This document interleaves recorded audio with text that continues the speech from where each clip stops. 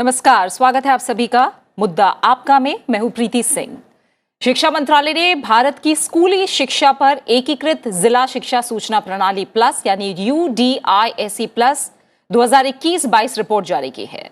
भारतीय शिक्षा प्रणाली लगभग 15 लाख स्कूलों, 95 लाख शिक्षकों और विभिन्न सामाजिक आर्थिक पृष्ठभूमि के 26.5 करोड़ छात्रों के साथ दुनिया की सबसे बड़ी शिक्षा प्रणालियों में से एक है। UDISE प्लस 2021-22 की रिपोर्ट में कहा गया है कि प्राथमिक से उच्चतर माध्यमिक तक स्कूलों में कुल 25 करोड़ 57 लाख छात्रों का नामांकन हुआ, जबकि वर्ष 2020-21 में 25 करोड़ 38 लाख छात्रों ने नामांकन कराया था। यानी नामांकन कराने वाले छात्रों की संख्या में 19.36 लाख की बढ़ोतरी दर्ज की गई है। करीब करीब 20 लाख ये आंकड़ा है। 2021-22 में SC, ST, OBC और विशेष आवश्यकता वाले बच्चों का नामांकन बढ़ा है। 2021-22 के दौरान स्कूली शिक्षा में 95,07,000 शिक्षकों की संख्या रही है, जिनमें से 51% से अधिक संख्या शिक्षिकाओं की है। उत्तर प्रदेश में सरकारी स्कूलों में सबसे अधिक छात्रों का नामांकन और शिक्षकों की भर्ती हुई। 2021-22 में लगभग 77% स्कूलों में खेल मैदान की सुविधा थी। 2018-19 के बाद से इसमें 3.4% का सुधार देखा गया है, करीब 3.5% का सुधार देखा गया। फिट इंडिया स्कूल के तहत 33% या अंकों में कहें तो 4,98,000 स्कूलों को प्रमाणित किया गया। 2021-22 में भारत के लगभग 27.7% स्कूलों में किचन गार्डन है, जिसमें 2018-19 के बाद से 32% का सुधार देखा गया है। रिपोर्ट में हालांकि यह भी रेखांकित किया गया है कि 2021-22 में बीते वर्ष के मुकाबले देश में स्कूलों की संख्या में कमी आई है। 2021-22 की बात करें तो इस दौरान देश भर में 14,89,000 स्कूल रहे, जबकि 2020-21 में स्कूलों की संख्या 15,09,000 थी। यानी 2020-21 के मुकाबले लगभग 20,000 स्कूल कम हैं। स्कूलों की संख्या में ये कमी मुख्य तौर पर इसलिए हुई क्योंकि निजी स्कूल और अन्य प्रबंधन वाले कई स्कूल बंद हो गए। शिक्षा मंत्रालय के मुताबिक वहीं स्कूलों में कमी आने का कारण यह भी है कि विभिन्न राज्यों द्वारा स्कूलों के समूह क्लस्टर बना दिए गए। वहीं स्कूलों में पूर्व प्राथमिक वर्गों में जो दाखिले हैं उसमें 11.5 लाख की कमी आई है। नामांकन पर कोरोना वायरस महामारी के प्रभाव का विवरण देते हुए रिपोर्ट में कहा गया है कि कोविड का प्रभाव हालांकि सभी पर पड़ा, पर यह विशेष रूप से पूर्व प्राथमिक कक्षाओं जैसे छोटे और संवेदनशील बच्चों के नामांकन में देखा गया। और ये जो गिरावट है इसकी वजह कोविड-19 के कारण दाखिलों को स्थगित रखा जाना हो सकता है। मुद्दा आपका में आज हम स्कूली शिक्षा पर एकीकृत जिला शिक्षा सूचना प्रणाली प्लस यानी UDISE प्लस 2021-22 की रिपोर्ट के अलग अलग पहलुओं को बारीकी से समझने की कोशिश करेंगे और जानेंगे कि इस रिपोर्ट से क्या सकारात्मक और क्या चुनौती भरे संकेत मिलते दिख रहे हैं। और इस पर चर्चा के लिए मेरे साथ 3 खास मेहमान आज जुड़े हुए हैं। मेरे साथ डॉक्टर CB शर्मा मौजूद हैं, जो कि फॉर्मर चेयरमैन हैं NIOS के, प्रोफेसर ऑफ एजुकेशन इग्नू में। डॉक्टर शर्मा, आपका बहुत बहुत स्वागत और शुक्रिया मेरे साथ जुड़ने के लिए। हर्षित मिश्रा मेरे साथ जुड़े हुए हैं, डिप्टी एडवाइजर है एजुकेशन नीति आयोग के। आपका भी बहुत बहुत स्वागत है हर्षित मिश्रा। इसके अलावा डॉक्टर रमा मिश्रा मेरे साथ जुड़ी हुई हैं, जो कि वाइस प्रेसिडेंट है माध्यमिक शिक्षा मंडल मध्य प्रदेश के। डॉक्टर रमा मिश्रा, आपका भी बहुत बहुत शुक्रिया और स्वागत। धन्यवाद। शुरुआत मैं हर्षित मिश्रा आपसे समझूंगी और आपके जरिए मैं समझना चाहूंगी कि क्या तमाम जो बातें हैं वो हमने मोटे तौर पर रखने की कोशिश की है, लेकिन और भी पहलू होंगे इस रिपोर्ट के। क्या बड़ी और मुख्य बातें इस बार की UDISE प्लस 2021-22 की रिपोर्ट में आपके नजरिए में? जी, UDISE का जो लेटेस्ट सर्वे है, लेटेस्ट रिपोर्ट है, वो शिक्षा मंत्रालय के द्वारा जारी किया गया है। इसमें जो प्रमुख बातें हैं वो काफी सकारात्मक भी हैं। उनमें सबसे बड़ी बात यह है कि हमारे गवर्नमेंट स्कूल्स में एनरोलमेंट में जो है वृद्धि देखी गई है और ये बहुत सकारात्मक है। इसको इस तरह से देखें कि सर्व शिक्षा अभियान, समग्र शिक्षा अभियान का लगातार जोर इस बात पर रहा है कि सरकारी स्कूलों में एनरोलमेंट को, सरकारी स्कूलों में नामांकन को बढ़ाया जाए। और मुझे लगता है कि ये रिपोर्ट इस बात को दिखाती है कि सरकार के प्रयास, भारत सरकार के प्रयास, राज्य सरकारों के प्रयास सही दिशा में काम कर रहे हैं और बच्चे जो हैं वो दोबारा से सरकारी स्कूलों में वापस आने लगे हैं। दूसरे, अगर हम रिपोर्ट में शिक्षकों की उपलब्धता देखें तो जो प्यूपिल टीचर रेशियो है, जिसको छात्र शिक्षक अनुपात कहते हैं, वो भी काफी प्रोग्रेसिव है, काफी उसमें सुधार हुआ है। यानी कि शिक्षकों की उपलब्धता है, जैसे आपने अपने इंट्रोडक्शन में बताया कि उत्तर प्रदेश में देश में सर्वाधिक टीचरों का रिक्रूटमेंट हुआ है, टीचर रिक्रूटमेंट हुआ है, तो ये सारी चीजें रिपोर्ट में परिलक्षित होती हैं। रिपोर्ट ये भी बताती है कि ग्रॉस एनरोलमेंट रेशियो जो है वो हमने प्राइमरी लेवल पर एक अच्छे स्तर को प्राप्त कर लिया है, हमने अपर प्राइमरी लेवल पर एक अच्छे स्तर को प्राप्त कर लिया है। सेकेंडरी लेवल के ग्रॉस एनरोलमेंट रेशियो में सकारात्मक वृद्धि हुई है।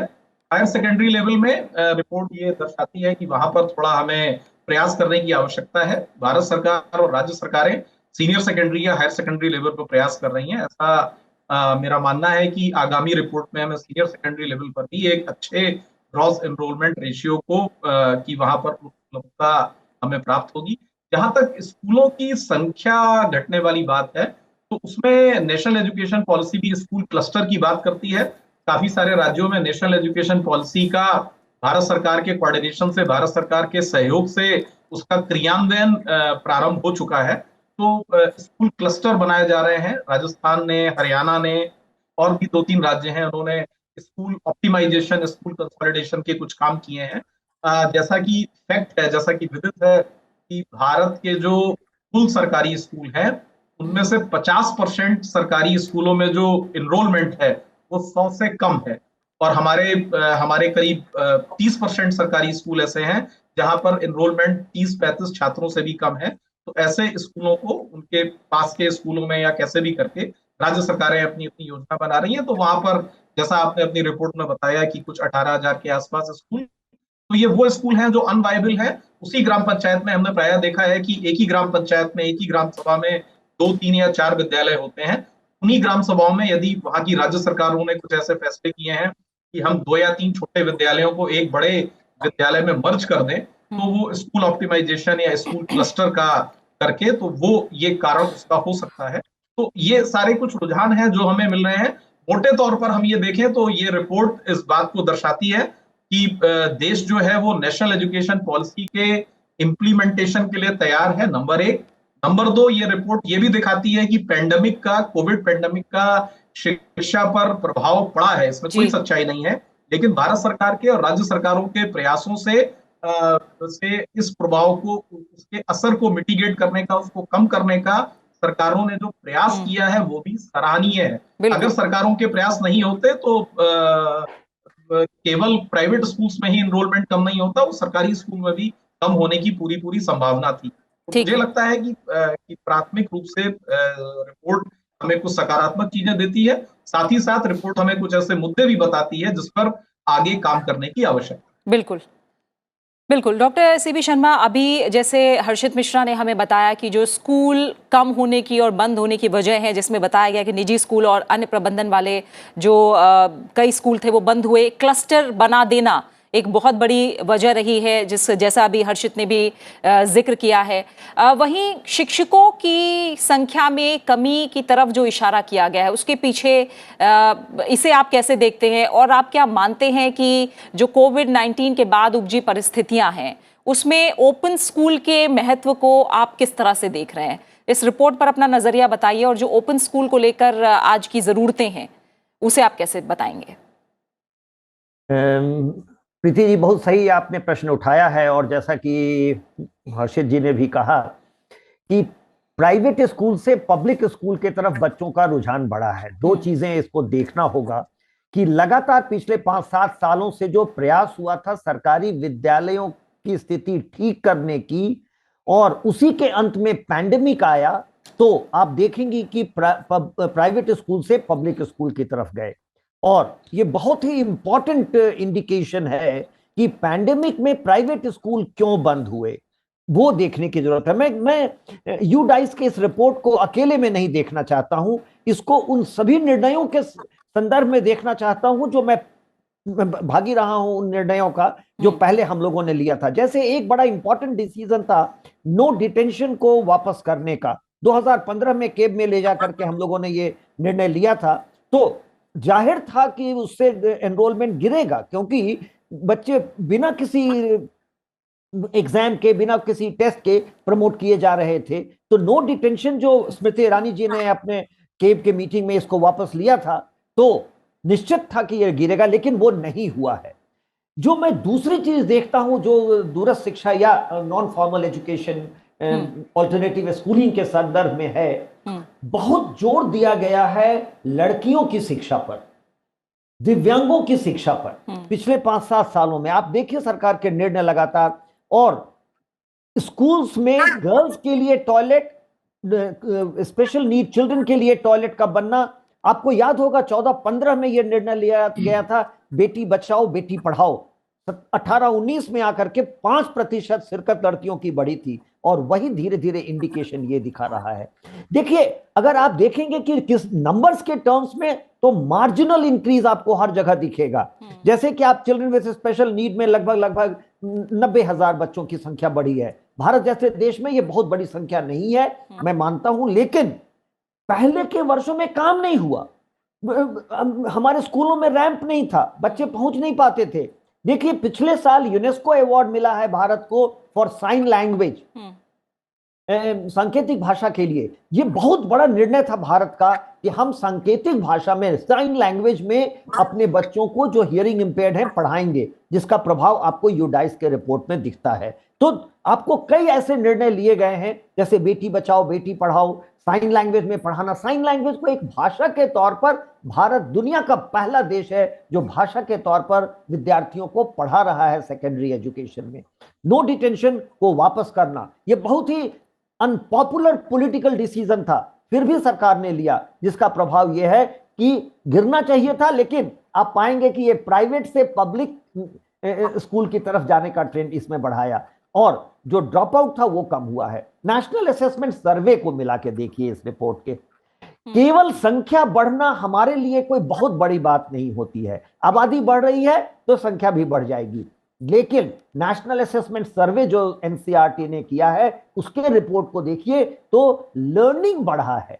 डेफिनेटली जो 21-22 के पीरियड था जिसमें कि पैंडेमिक का प्रभाव पड़ा, तो वहां कुछ क्षेत्रों में हम पाते हैं कि लर्निंग लॉस हुआ है, लेकिन 2 एरियाज में हम बहुत अच्छा रिजल्ट देखते हैं। एक, टीचर्स का लर्निंग गेन हुआ है, केवल संख्या बढ़ना नहीं है, संख्या की बात नहीं है, टीचर्स का कॉम्पिटेंसी अगर आप देखिए तो ऑनलाइन ट्रेनिंग जो इनको दिया गया, कंटिन्यूअस प्रोफेशनल डेवलपमेंट जो 20 से 22 के बीच में दिया गया, जिसका कि पूरा श्रेय मैं देना चाहूंगा सीबीएसई को, दीक्षा को, पोर्टल को और शिक्षा मंत्रालय को, कि जब शिक्षक घर पर थे तो इनका ट्रेनिंग किया जा रहा था, उसका प्रभाव है कि बच्चों का लर्निंग बढ़ा है। तो मुझको लगता है कि केवल यूडाइस के नंबर्स को देखने की जरूरत नहीं है, इसके बहुत चीजों को जोड़ के देखने की जरूरत है कि हम ओवरऑल बढ़िया परफॉर्मेंस कर रहे हैं स्कूल एजुकेशन में, और इसका असर हमको यहाँ पर दिख रहा है। ठीक है डॉक्टर अभय मिश्रा, एक बड़ी बात जो अभी डॉक्टर शर्मा ने भी कही है वो छात्राओं की मैं एक तरह से कहूँ जो दाखिला बढ़ा है, ये भी एक अच्छा संकेत है। हालांकि जनसंख्या के अनुपात में हमें बहुत कुछ और काम करने की ज़रूरत है, और जो एक अच्छी बात है वो उत्तर प्रदेश जैसे राज्य में जब हम देखते हैं सरकारी स्कूल में सबसे अधिक छात्रों का नामांकन और शिक्षकों की भर्ती, जाहिर तौर पर ये कहीं ना कहीं उत्साहजनक ज़रूर लगता है। मध्य प्रदेश जैसे राज्य की अगर मैं बात करूँ तो क्या स्थिति है, और इस रिपोर्ट के जरिए क्या और संकेत हैं जिन्हें आप हमें समझाना चाहेंगी डिटेल में?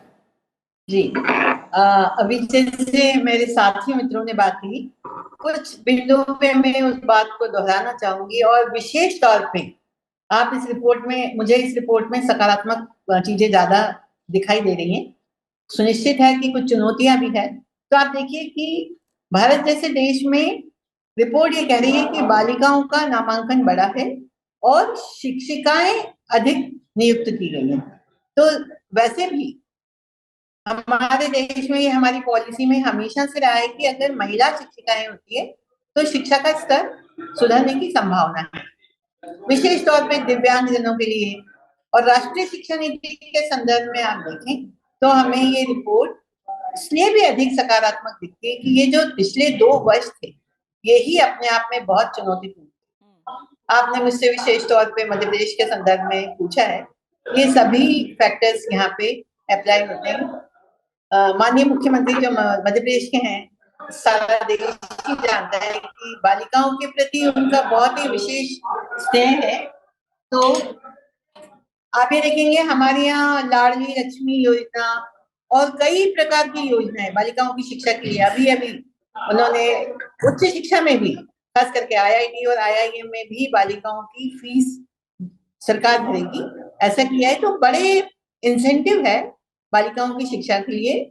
और जो एक कारण बताए गए हैं पहले कि स्कूलों की संख्या कम हुई है, उसका प्रमुख कारण यही है कि इससे पहले बच्चा स्कूल तक पहुंचे, इसलिए बहुत कम कम दूरी पे 1-1 किलोमीटर में हमने विद्यालय खोले। और कई विद्यालय ऐसे थे कि जहाँ पे 15 तक का नामांकन था। ऐसी स्थिति में स्कूल क्लस्टर बनाए गए, जिसके कारण हमको ऐसा दिख रहा है कि संख्या कम हुई है, लेकिन वो स्कूल क्लस्टर में सारे बच्चे हैं और वो अपने आप में ज्यादा उपयोगी है। ठीक है। प्राइवेट स्कूल के प्रति विद्यार्थियों का रुझान कम हुआ और सरकारी स्कूल के प्रति रुझान बढ़ा है, ये भी एक बहुत ही सकारात्मक बात है। शायद इसका मुख्य कारण ये भी हो सकता है कि कोविड के दौरान प्राइवेट स्कूल ने अपने शिक्षकों को विद्यालय से बाहर किया, उनकी अपनी समस्याएं होगी और विद्यार्थियों को भी ये लगा कि सरकार जो है ज्यादा देखरेख कर रही है, संसाधन उपलब्ध है और उनके माता पिता के लिए वो अधिक फायदेमंद है। तो सरकारी स्कूलों के प्रति रुझान बढ़ा है, प्राइवेट स्कूल के प्रति रुझान थोड़ा कम हुआ है। मध्य प्रदेश में जब रिपोर्ट पढ़ रही थी तो मुझे थोड़ा खराब तो लग रहा था, पर वास्तविक स्थिति ऐसी दिखी कि अभी भी हमारे पास संसाधनों की चुनौती, क्योंकि देश भी बड़ा है, प्रदेश भी बड़ा है, आदिवासी क्षेत्रों में दूर दूर तक तो आपने देखा कि हमारे यहाँ पे बिजली अभी तक काफी जगहों तक विद्यालयों में बिजली उपलब्ध नहीं है। ऐसी चुनौतियां हैं और कुछ चुनौतियां जहाँ इस रिपोर्ट में नहीं दिख रही है। जो बच्चे ऐसी जातियों से है जो घुमंतु जाति है, उनके बारे में मुझे रिपोर्ट में ऐसा स्पष्ट दिखाई नहीं दिया, पर सरकार उसकी भी चिंता कर रही है। तो ये रिपोर्ट पढ़ के 2-3 बातों के लिए बहुत अच्छा लग रहा है, खास करके बालिकाओं की शिक्षा, शिक्षिकाओं की उपस्थिति, विद्यालय में उपलब्ध संसाधन और जो वंचित वर्ग है उसके लिए विशेष तौर पे चिंता करके, चाहे वो दिव्यांगजन हो या एससी एसटी हो, उनके ऊपर चिंता करके सरकार कार्य कर रही है। बिल्कुल। हर्षित मिश्रा जी, इसी के साथ हमने जो राज्य और केंद्र शासित प्रदेश हैं उनके प्रदर्शन को लेकर भी शिक्षा के क्षेत्र में एक रिपोर्ट थी। तमाम अगर राज्यों के प्रदर्शन को लेकर समझे, जैसे आपने कहा कि राज्यों का प्रयास और केंद्र सरकार का प्रयास दोनों कहीं ना कहीं इन लाइन होने चाहिए, तभी हम जो एक बड़ा लक्ष्य शिक्षा के क्षेत्र में सुधारों को लेकर देखना चाहते हैं वो हमें देखने को मिलेगा। कौन से ऐसे इलाके हैं जहां आप मानते हैं, कौन से ऐसे राज्य हैं जहां जो बेहतर प्रदर्शन कर रहे हैं, कहां अभी भी बहुत कुछ किया जाना बाकी है? और इस तरह की रिपोर्ट्स की जब हम बात करते हैं, हम जानते हैं कि जो भारतीय शिक्षा प्रणाली है वो दुनिया में सबसे बड़ी शिक्षा प्रणालियों में से एक है। इस तरह की रिपोर्ट कितनी मदद करती है आगे की तैयारियों को लेकर?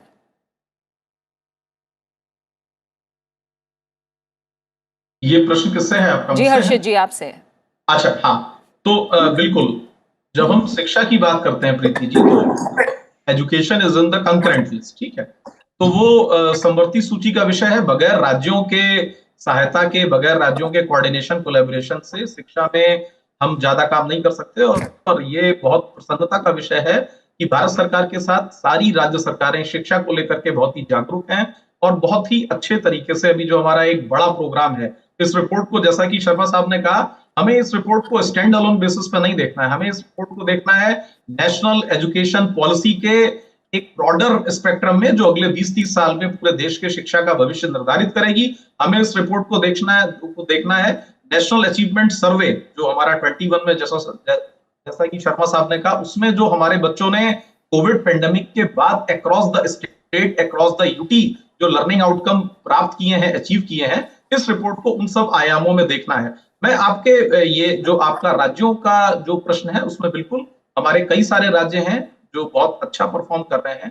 तमिलनाडु है, केरल है, हिमाचल है, उत्तराखंड है, ये सारे राज्य काफी अच्छा परफॉर्म कर रहे हैं। उत्तर प्रदेश ने तो टीचर रिक्रूटमेंट में, मतलब इससे पहले ये रिपोर्ट ना आई होती, और अगर हम ये बात, जैसे हमारे पास डेटा है तो हम इस चीज को जानते हैं, लेकिन अगर लेमैन के लिए हम बात करते हैं और पूछते हैं कि भाई किस राज्य ने सबसे ज्यादा सरकारी शिक्षकों की भर्ती की है, तो शायद कोई भी उत्तर प्रदेश का नाम नहीं लेता। लेकिन आज की डेट में यह सच्चाई है कि उत्तर प्रदेश की वर्तमान सरकार ने लाखों, पिछले 2-3 सालों में लाखों सरकारी टीचर का रिक्रूटमेंट किया है। और उस सरकारी टीचर के रिक्रूटमेंट की वजह से हम नेस के रिपोर्ट में देखें, हम और सर्वेज में देखें कि उत्तर प्रदेश के सरकारी स्कूल के बच्चों का लर्निंग आउटकम इंप्रूव हुआ है। तो राज्य सरकारें समग्र शिक्षा अभियान में भारत सरकार के साथ कदम से कदम मिलाते हुए शिक्षा की गुणवत्ता पर काम कर रही हैं। और ये जो जो बार बार एक ये निगेटिव बायस आ रहा है कि साहब स्कूल कम हो गए, तो देखिए स्कूल का कम होना, उसको उस दृष्टिकोण में देखिए, स्कूल कम हुए हैं लेकिन एनरोलमेंट बढ़ा है। स्कूल कम होने का जो एक सिंपल सा असर होता कि साहब स्कूल कम हो गए तो एक्सेस हैम्पर हुई है तो एनरोलमेंट कम होना चाहिए था, लेकिन स्कूल 20,000 19,000 कम हुए हैं लेकिन एनरोलमेंट में तो 19 लाख की वृद्धि हुई है। तो यहां पर मेरा ये कहना है, जो मैंने पहले भी कहा, कि कई सारी ग्राम पंचायतों में, मान लीजिए एक ग्राम पंचायत है तो उसको 2-3-4 स्कूल जो 100 मीटर 200 मीटर 500 मीटर की रेडियस पर बनाए गए थे, राज्य सरकारों ने उसको पूरी स्वायत्तता है अपनी अपनी नीति बना करके उसको उसी ग्राम पंचायत में एक्सेस को, पहुंच को प्रभावित किए बिना एक बड़ा कंसोलिडेटेड स्कूल बनाया है, जहां पर ज्यादा रिसोर्स दे रहे हैं, जहां पर ज्यादा टीचर दे रहे हैं, और उस वजह से एनरोलमेंट बढ़ा है। हम और आप भी जिन स्कूलों में पढ़े होंगे वहां पर 100 200 300 बच्चे होते होंगे, लेकिन भारतवर्ष के जो सरकारी स्कूल हैं, करीब 35% सरकारी स्कूल ऐसे हैं जहां पर बच्चों की संख्या 30 से भी कम है। अब मान लीजिए स्कूल में 30 बच्चा है, उसमें से रोज 15-16 बच्चा आ रहा है, तो वहां पर टीचिंग लर्निंग प्रोसेस कैसे हो पाएगा? तो सरकार का यह प्रयास है कि बड़े स्कूलों को स्कूल क्लस्टर बनाया जाए, क्लास 1 से ग्रेड 1 से लेकर ग्रेड 12 तक का एकीकृत स्कूल बनाया जाए, ताकि उसमें ड्रॉप आउट की संख्या कम हो, बालिका ड्रॉप आउट की संख्या कम हो, और वहां से बच्चा सीधे without any drop out with 100% transition बच्चा क्लास 1 से लेकर के क्लास 12 तक की शिक्षा को प्राप्त करे, और उसके बाद वो अपने आगे वोकेशनल एजुकेशन, हायर एजुकेशन के क्षेत्र में जाए। तो मुझे लग रहा है कि स्कूल कंसोलिडेशन को, या जो स्कूलों की संख्या कम हुई है, उसको नेगेटिव और बहुत ज्यादा नकारात्मक तरीके से देखने की आवश्यकता नहीं है। मैं एक डेटा देना चाहूंगा कि चीन का क्षेत्रफल भारत के क्षेत्रफल के लगभग 3 गुने के बराबर है। हम लगभग 32-33 लाख स्क्वायर किलोमीटर है, वो 93-94 लाख स्क्वायर किलोमीटर है, पॉपुलेशन में लगभग बराबर है। लेकिन भारतवर्ष में करीब 14 लाख स्कूल हैं, वहीं चाइना में टोटल स्कूलों की संख्या 4 लाख के आसपास। इसका मतलब यह है कि वहां पर जो स्कूल हैं वो बड़े हैं, वहां पर एनरोलमेंट ज्यादा है, वहां पर टीचर ज्यादा है, वहां पर संसाधन ज्यादा है, और इसी वजह से शायद उनके वो एक बेहतर गुणवत्ता पूर्वक शिक्षा दे पा रहे हैं। भारत सरकार का नेशनल एजुकेशन पॉलिसी में, जो national education policy school cluster की अवधारणा को लेकर के आई है, उसमें भारत सरकार का पूरा प्रयास है कि हमारे स्कूल संसाधन युक्त हों, गुणवत्तापूर्ण हों, बड़े हों, और वहां क्लास 1 से लेकर के क्लास 12 तक की अबाधित, बगैर किसी ड्रॉप आउट की शिक्षा हमारे बालकों को, बालिकाओं को प्राप्त कराई जा सके, ताकि वो आगे चल करके देश के एक अच्छे नागरिक बने। बिल्कुल। डॉक्टर शर्मा, इसी के साथ जो आपने बात की थी कि जो पढ़ाई की गुणवत्ता है, कहीं ना कहीं जो शिक्षकों की कॉम्पिटेंसी है, लर्निंग का जो प्रोसेस है, लर्निंग का जो मेथड है, उसमें भी काफ़ी अब हम बदलाव देखने को मिल रहे हैं, और ये इस समय सबसे बड़ी ज़रूरत भी है। जब हम भारत जैसे देश की बात करते हैं जो अब 5वीं सबसे बड़ी अर्थव्यवस्था है, जल्द ही हम 2030 तक अनुमान है कि 3री सबसे बड़ी अर्थव्यवस्था होगी दुनिया में, ऐसे में हम समझ सकते हैं कि शिक्षा के क्षेत्र में जो सुधार हैं उनके लक्ष्यों को भी हमें जल्द से जल्द हासिल करना होगा।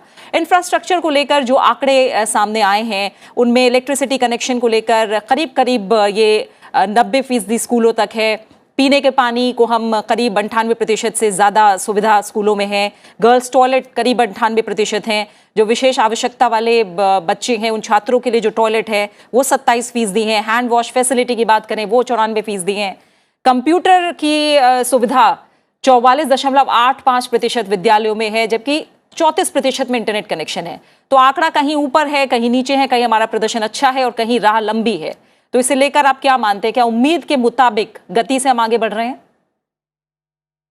जी बिल्कुल, हम लोग बिल्कुल उम्मीद के मुताबिक बढ़ रहे हैं, और जैसा कि हर्षित जी ने भी कहा और मैंने भी पहले कहा है कि इसको स्टैंड अलोन रिपोर्ट के तौर पर नहीं देखा जाना चाहिए। देखिए, कुछ चीजों को मैं इंगित करना चाहूंगा। 8 लाख लड़कियों की शिरकत बढ़ी है।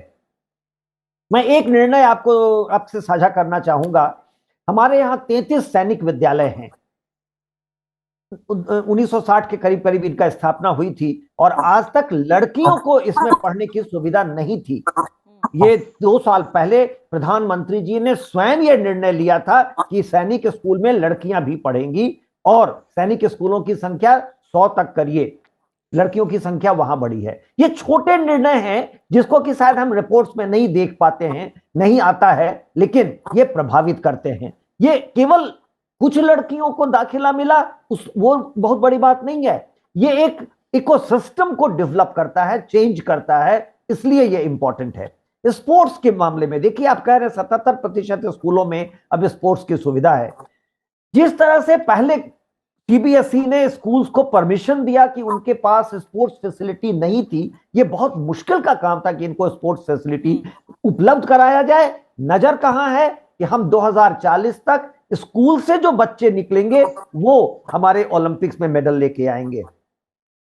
लगातार 17वीं शताब्दी तक भारत दुनिया का सबसे बड़ी अर्थव्यवस्था थी। वो इसलिए क्योंकि आपके स्कूल समृद्ध थे, और वही प्रयास है, कई अलग अलग प्रयासों से वो प्रयास है कि हम स्कूल को सबसे समृद्ध करें। देखिए, एक निर्णय आपके नेशनल एजुकेशन पॉलिसी का है कि हम 64 कलाओं में शिक्षा देंगे। आपको मैं बताऊं कि तैत्रेयी उपनिषद में कहा गया है, विक्व हमारा एक कुम्हार था जिसके मिट्टी के बनाए हुए बर्तन दुनिया भर में एक्सपोर्ट होते थे। कैसे ये मिट्टी से अच्छी बर्तन बनाने की कला कहां पैदा हुई? स्कूलों में वो वापस लाना चाह रहे हैं। तो हमको लगता है कि केवल यूडाइस के निर्णय को के डेटा को नहीं देखना चाहिए। मैं आपको एक बात और बताऊं कि तमाम स्कूल हैं जो यूडाइस पर नहीं है। मैं जानता हूं कि वो यूडाइस पर आना पसंद नहीं किए हैं, इसलिए वो यूडाइस पर नहीं आए हैं, लेकिन अच्छा काम कर रहे हैं। तो जो संख्या है भारत की, और हर्षित जी ने बहुत सुंदर समझाया कि हम 1/3 लैंडमार्क से हैं, लेकिन बड़ी शिक्षा व्यवस्था है दुनिया की, तो इसका प्रभाव आने वाले वर्षों में पड़ेगा। और जैसा कि नेशनल एजुकेशन पॉलिसी कहती है कि 2040 में जब हम दोबारे सर्वेक्षण पर बैठेंगे तो निश्चित तौर पर बेहतर करेंगे, क्योंकि जोर किस पर दिया गया है? जो छूट गए थे, जो पिछड़ गए थे, जहां हमारा ध्यान नहीं गया था। खेल पर हमारा ध्यान ही नहीं था, हमारी कलाओं पर ध्यान ही नहीं था। हम दुनिया का सबसे अच्छा कपड़ा बनाते थे, लेकिन फैब्रिक बनाने का कहीं भी स्कोप नहीं था। टीचिंग लर्निंग में कहीं भी मिट्टी से खेलने का, बर्तन बनाने का स्कोप नहीं था। डांस ड्रामा का स्कोप नहीं था। तो आपका जो पिछला प्रश्न था, क्योंकि नॉन फॉर्मल एजुकेशन सेक्टर को मैं ही देख रहा था, और अभी आप देखेंगे कि national curriculum framework for foundation stage आ चुका है, जिसमें कि पुनः मेरा शिरकत रहा है। हम लोग वापस से ला रहे हैं वो सारी कलाएं जो हमारे संस्कृति में थी, और वो बच्चे सीखते हैं। हमारा ऐसा अनुमान है कि शायद 2040 में जर्मनी में भी जाकर के जो भारत की लड़कियां परफॉर्मेंस करेंगी डांस में, ड्रामा में, पेंटिंग में, वो शायद जर्मनी की लड़कियां भी नहीं कर पाएंगी। तो जो पहले हम करते रहे थे, तो वही आपकी शिक्षा नीति, कोड यूडाइस और सारे जो इनिशिएटिव है छोटे बड़े, जिसको कि शायद हम समेट नहीं पाते हैं किसी भी रिपोर्ट में, वो छोटे बड़े निर्णय एक बेहतर स्कूली शिक्षा की तरफ जा रहे हैं, कारगर, मददगार और आगे की दिशा बेहद सकारात्मक तय करने में जरूर मदद करेंगे, जैसा आपने कहा डॉक्टर शर्मा, और हम भी यही उम्मीद करते हैं। बहुत बहुत शुक्रिया आपका डॉक्टर सीबी शर्मा, हर्षित मिश्रा, डॉक्टर रमा मिश्रा। समय की कमी है, इसलिए मैं बहुत बहुत शुक्रिया कहना चाहूंगी फिलहाल आप तीनों मेहमानों का। इसी के साथ मुद्दा आपका मैं फिलहाल इतना ही। अपना अच्छे से ख्याल रखिए और मुझे दीजिए इजाजत। नमस्कार।